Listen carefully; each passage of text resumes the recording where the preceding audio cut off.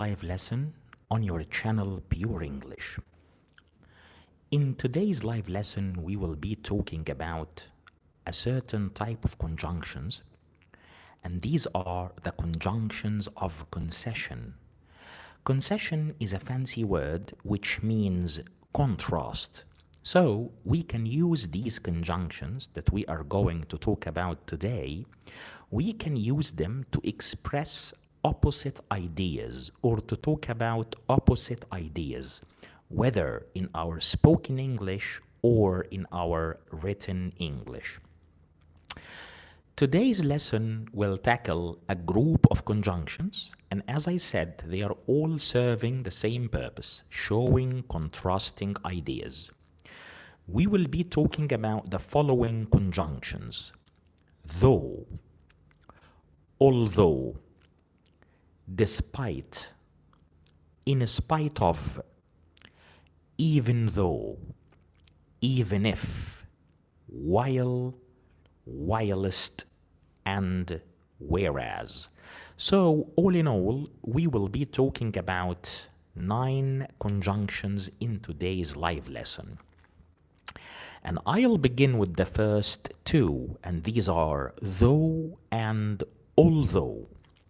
Well, though and although, both of them are synonyms, which means that they can be used interchangeably. They have the same meaning. But although is more formal than though. So if you are writing some English in an official or in a formal context, it's preferable to use although rather than though. Although both of them have the same meaning, but although is considered to be more formal than though. However, at the end of the day, they can be used interchangeably. So these 2 words, although and though, are used to show opposite ideas, which means that whenever we use them in a sentence, the sentence will be mainly composed of 2 clauses.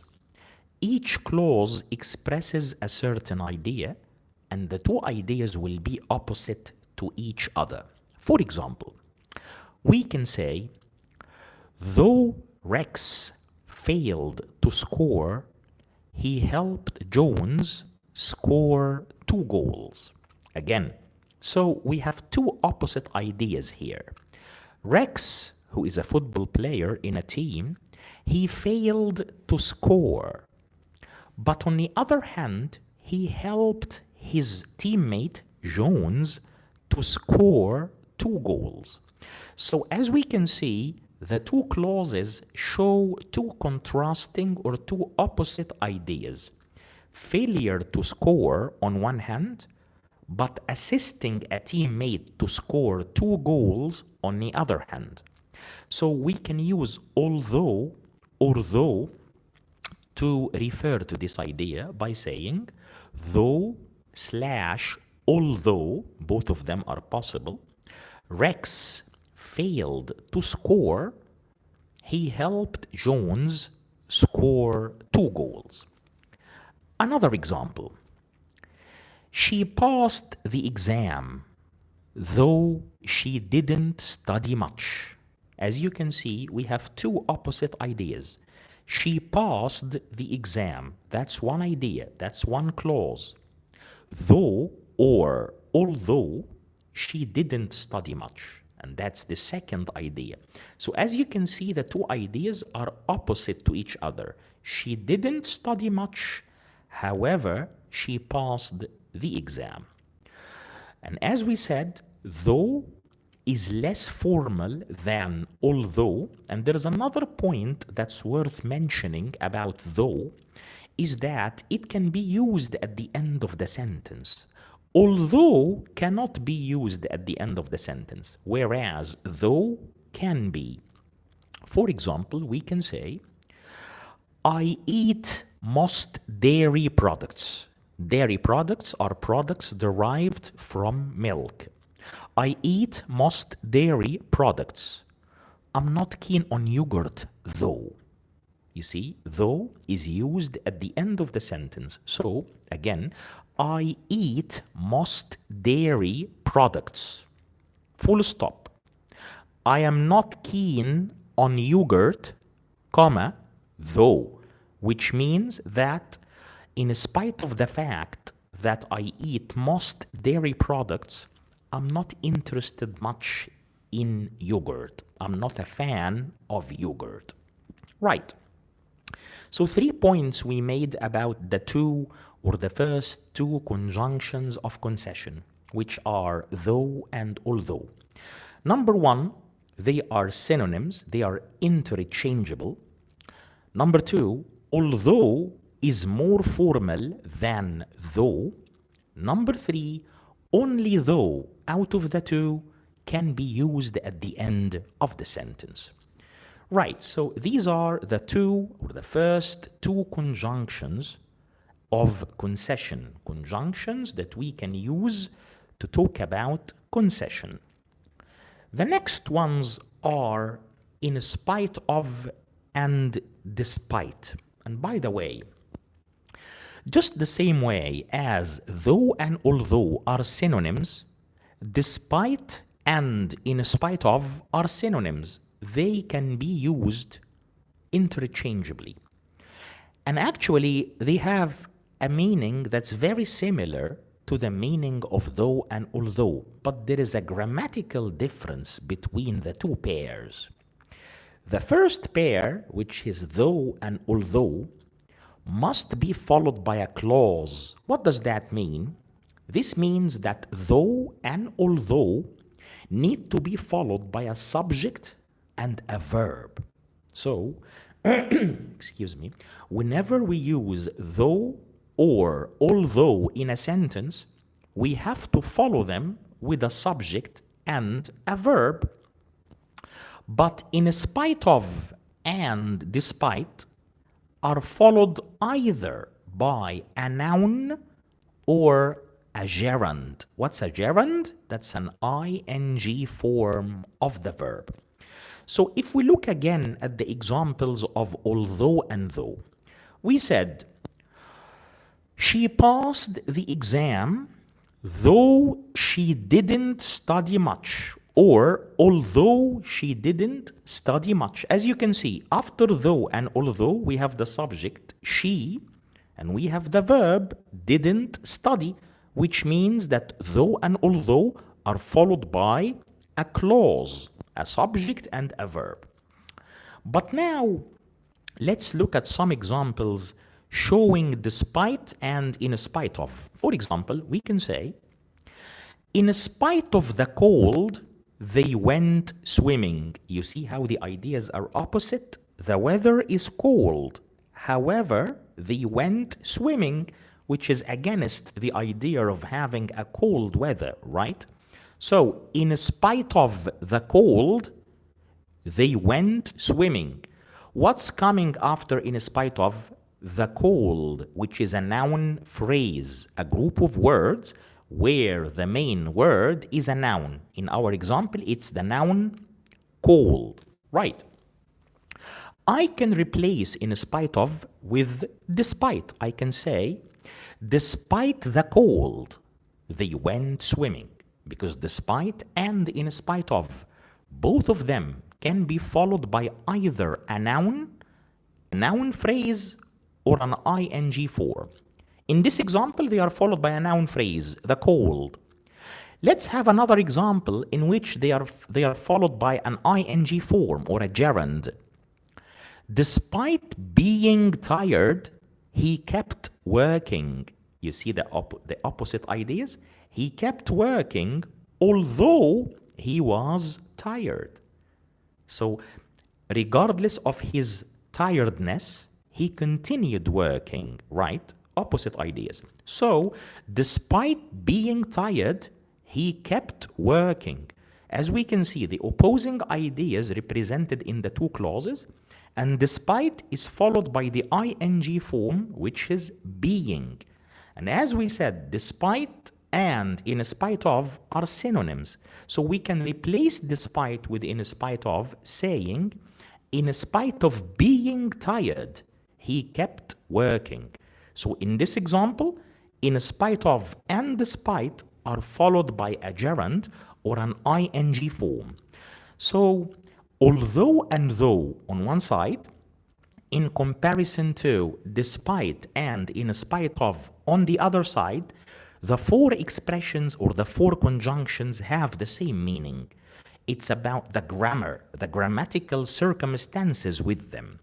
Though and although must be followed by a clause, which means a subject and a verb.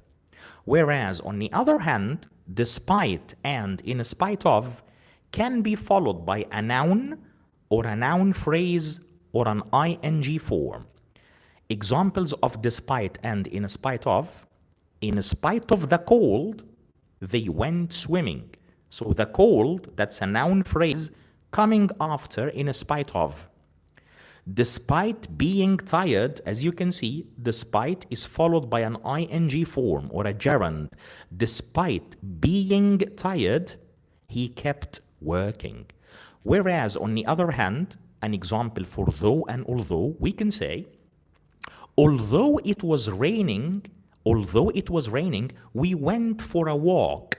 You see how the two ideas are opposite to each other. We went for a walk, although it was raining. Normally, we wouldn't go out. However, we did go out and we went for a walk, although it was raining. So after although, we have a subject, which is it, and we have a verb, which is was raining. Although it was raining, or though it was raining, we went for a walk. Awesome. So this means that so far we have covered 4 conjunctions of concession, conjunctions which show opposite ideas. We talked about though and although, which are synonyms to each other. We talked about in spite of and despite, which are also synonyms to each other. There is a particular pattern or a specific grammatical structure that we can use with although or though, which is beginning your sentence with an adjective or an adverb. So you can begin your sentence with an adjective or an adverb, and you follow the adjective or the adverb with the word though, and then you follow though with a clause. Let's look at an example. Hot though the night was, hot though the night was, the kids slept soundly. You see the opposite ideas. So the night was hot. Normally people don't sleep very well in hot weather. However, although it was hot, it was a hot night, the kids slept soundly. So as we can see, we have the two opposite ideas, which is perfectly typical for the conjunctions of concession. But instead of saying, although or though the night was hot, the kids slept soundly, we began the sentence with the adjective hot by saying, hot though the night was, the kids slept soundly. And by the way, in this pattern, we can replace though with as. So we can say, hot as the night was, the kids slept soundly. But we cannot use although in this pattern. We cannot say hot although the night was. So you have to put although at the beginning of the sentence or at the beginning of the clause. So you say, although the night was hot, the kids slept soundly. Now, we move on to the conjunction number 5 from our 9 conjunctions of concession for today.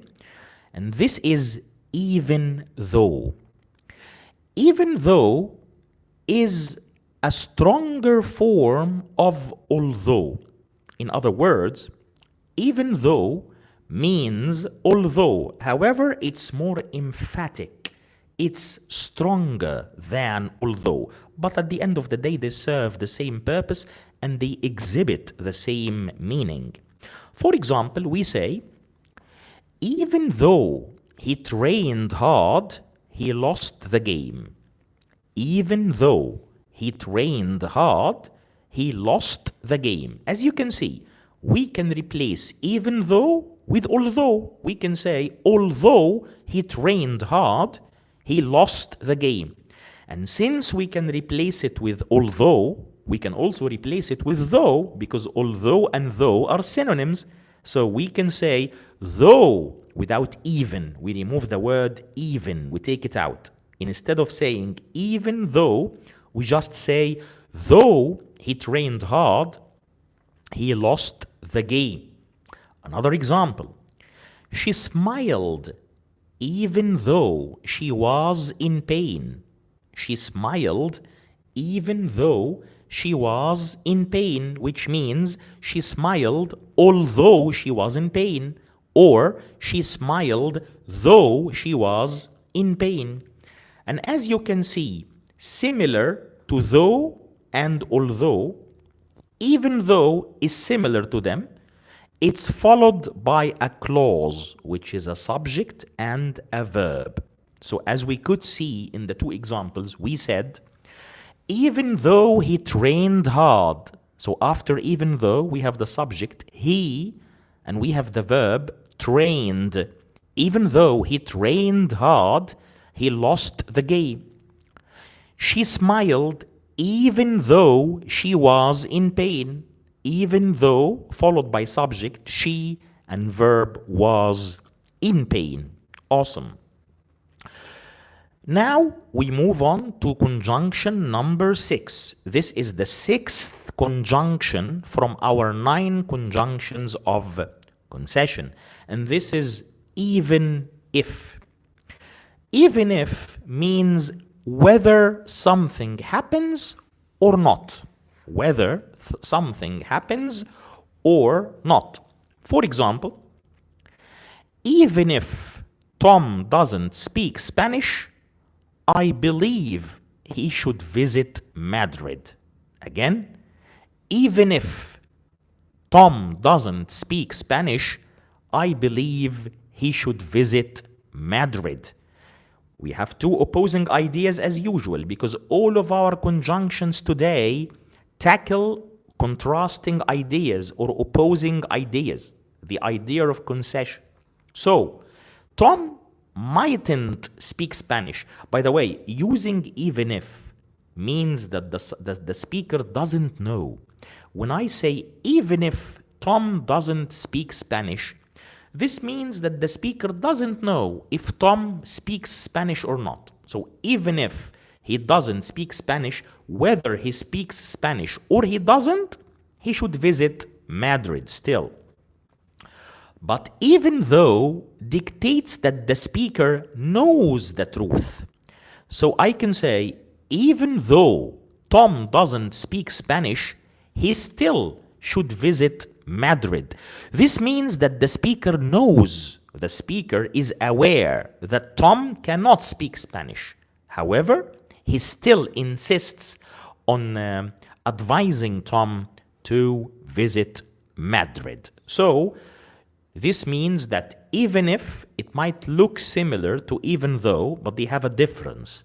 They have a difference in meaning and they have a difference in usage. In terms of meaning, even though means though or although. Even if means whether the situation is true or not, whether something happens or it doesn't. Okay? So they might look similar, but they are not similar. In case of even though, the speaker knows the reality of the situation. But in case of even if, the speaker doesn't know, but he says that something should happen, whether or not something else happens. Now we move on to conjunctions number 7 and 8.